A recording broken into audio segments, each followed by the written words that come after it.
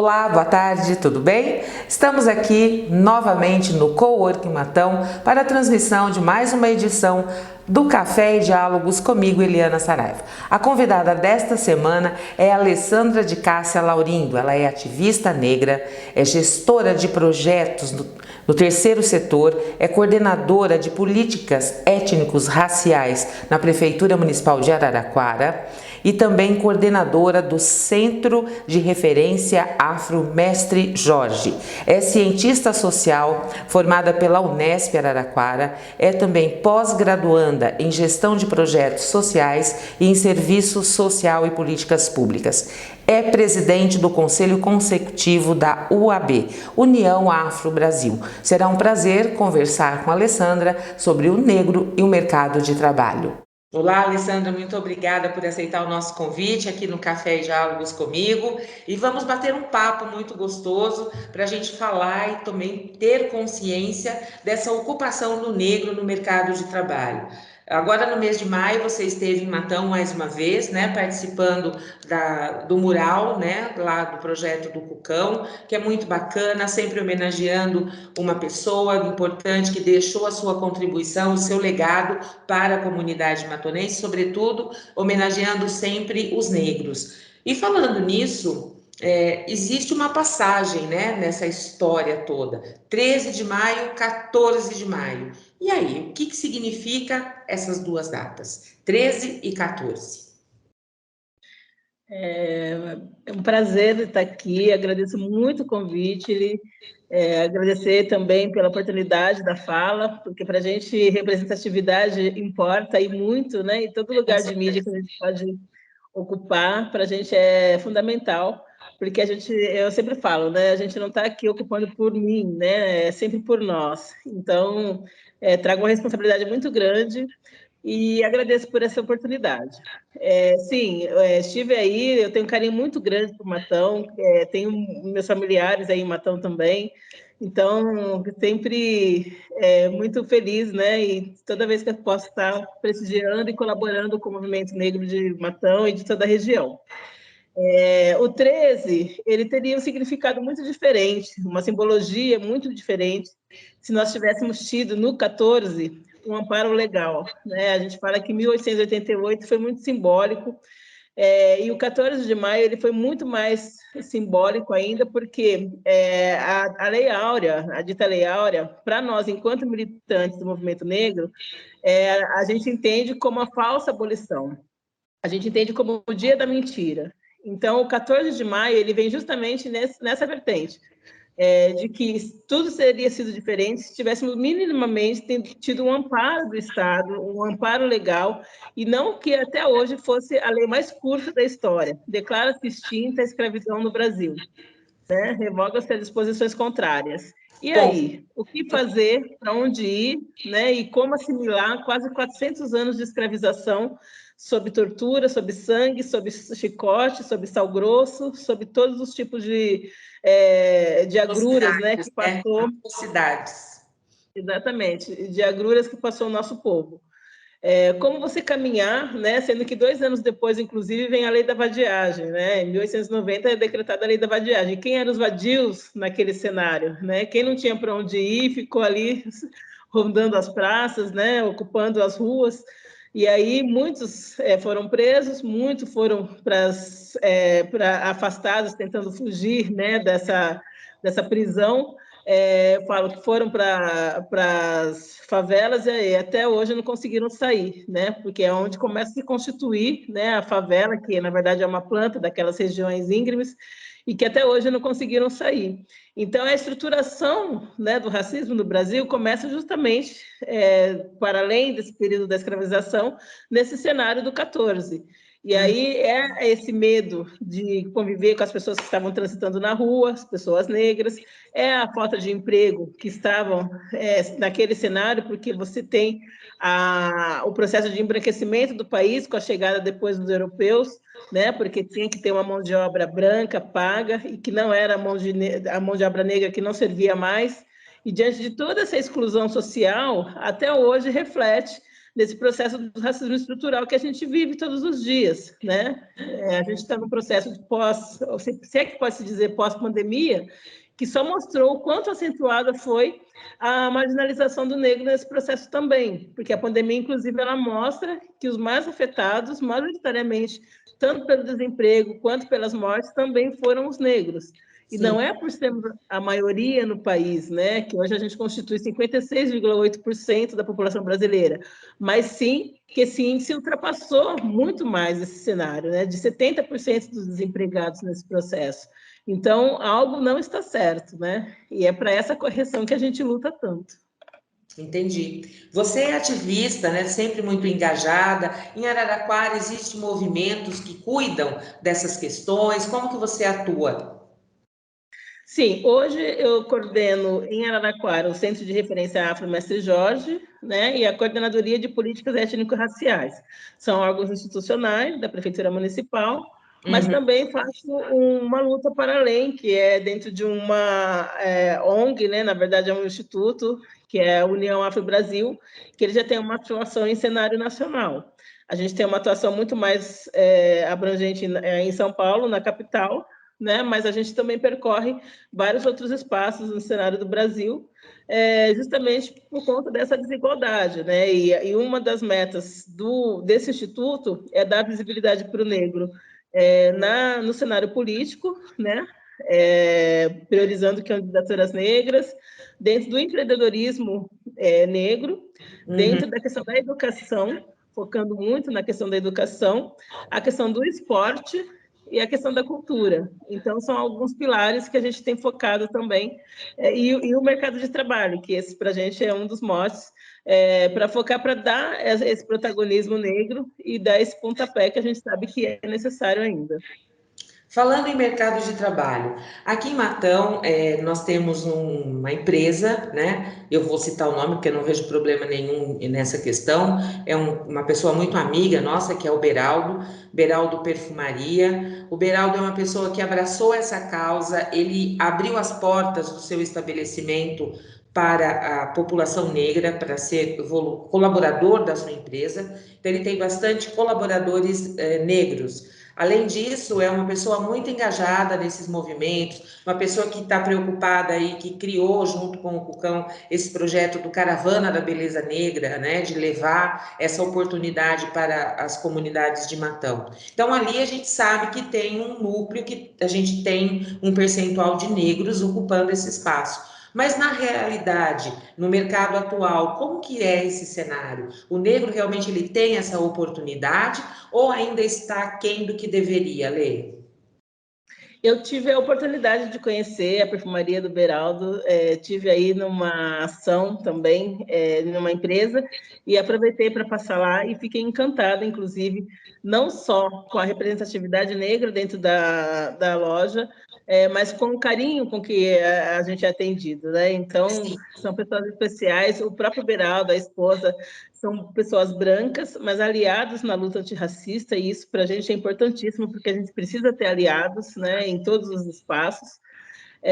Aqui em Araraquara a gente também tem empresas seguindo um pouco esse cenário, mas infelizmente não é uma geral assim, né? A gente tem rodado vários municípios, vários outros espaços que isso não não está dito, ainda não está posto. A gente enfrenta muitas dificuldades ainda dentro do mercado de trabalho, tendo nos RHs da vida, né, nos recursos humanos, os nossos piores inimigos. A gente sente que está mudando, mas a passos muito lentos do que deveria. Como eu disse no início, somos 56,8% da população brasileira, mas muitos espaços ditos privilegiados, ainda é muito raro você ver pessoas negras, principalmente com a caneta na mão, que é o que a gente diz, né, onde vai estar ditando as regras, as diretrizes, ou com voz de comando. Quando você entra no shopping center, por exemplo, e começa a procurar funcionários negros em cargos de gerência, em cargos de chefia, e você vai ver que a grande maioria está, com todo respeito a todas as profissões, mas ou no subemprego, né, que são nas cozinhas desses shoppings, onde não vão aparecer publicamente, Antes, a gente até agora tem uma paródia, porque antes eles estavam na segurança dos shoppings, hoje já nem na segurança são vistos mais, porque já estão colocando pessoas claras, porque está aí na recepção, está, né, na porta de entrada. Então, isso é um pilar ainda muito forte que a gente tem quebrado, né, com machado, com várias ferramentas, e a gente tem sentido essa dificuldade. Então, eu falo, quando a gente sai de casa, a gente tem que ligar o negrômetro e começar a fazer esse tipo de observação, né? Onde estão os negros nos espaços que a gente anda diariamente? E se eles não estão, a gente tem que incomodar e perguntar por que não está lá, né? Por que você não é atendida por uma vendedora negra? Por que você vai num consultório e você não tem um médico negro? Por que você vai num dentista e não tem uma dentista negra? Por que você vai num fórum e os juízes e promotores negros não estão lá? É porque algo não está certo. E aí você tem que começar a questionar e se sentir incomodado com isso, porque isso não é uma luta só de negros, né? Essa tem que ser uma luta de aliados também. Com certeza, né? Recentemente a gente teve aquele episódio no metrô que foi um descaso aquilo, né? De uma moça negra ser destratada de uma maneira, a meu ver, desnecessária ao extremo, porque onde já se viu dizer para a pessoa que o cabelo dela pode provocar uma doença. E a fala dela me chamou muito a atenção, né? Na sua entrevista, ela foi muito educada no dizer e finalizou a entrevista assim muito emocionada, deixando claro o seguinte: não é uma questão do negro, não é uma questão do branco. Somos todos seres humanos. E eu guardei isso como regra, né? Uhum. Então eu acho que a gente precisa ter esse olhar realmente, esse cuidado, né? E você tem aí centros à sua mão, você coordena projetos que podem incomodar, como você disse, não é? Você falou de visibilidade dentro do Estado, ligação nacional, mas a gente não vê essas representatividades, como você faz parte, nos municípios no entorno de Araraquara. Isso é possível expandir, Alessandra? Você tem aí Araraquara, mas e o nosso entorno?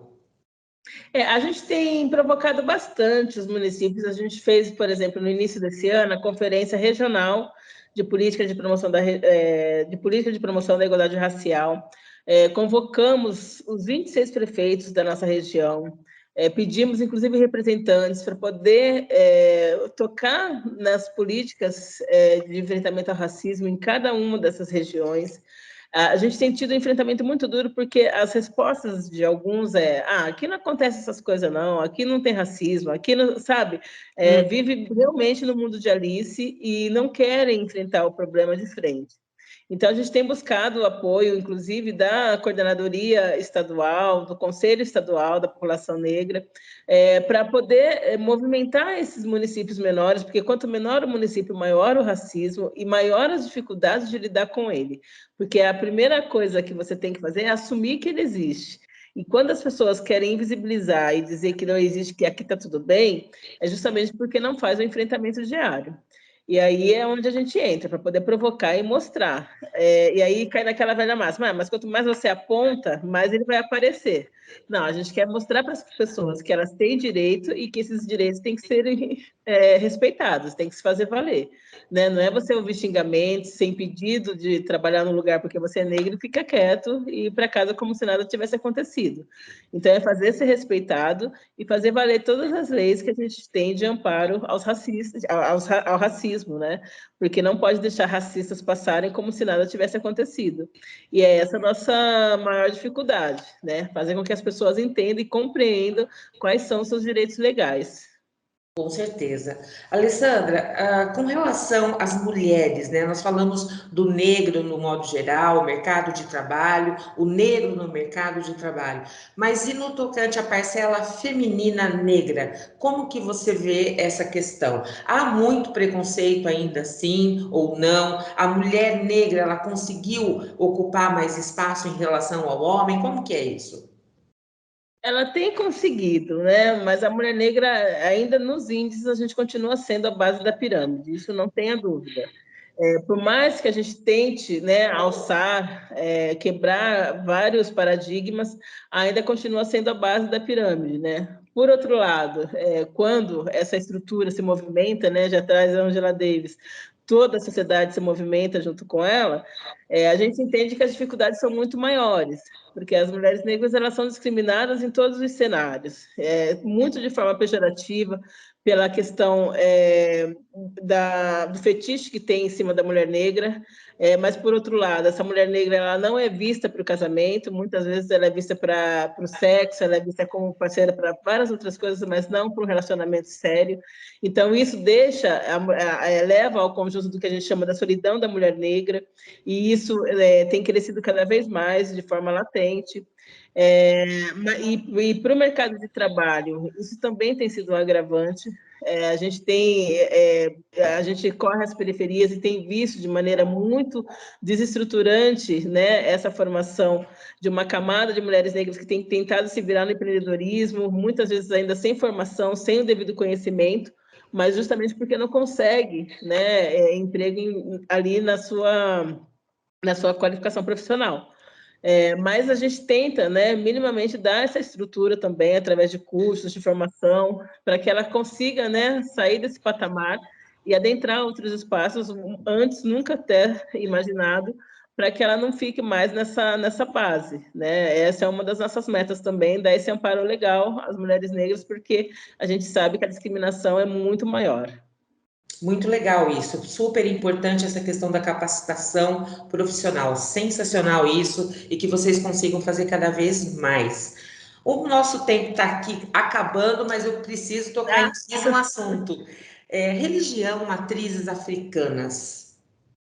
Como que é esse enfrentamento? A gente não pode deixar de dizer, porque realmente é uma religião maravilhosa. Aliás, a fé, ela é única, Deus é único, não é? E cada um tem o seu credo. Mas a gente percebe que ainda as religiões de matrizes africanas também passam e perpassam pelo preconceito. A minha análise, ela está correta ou não?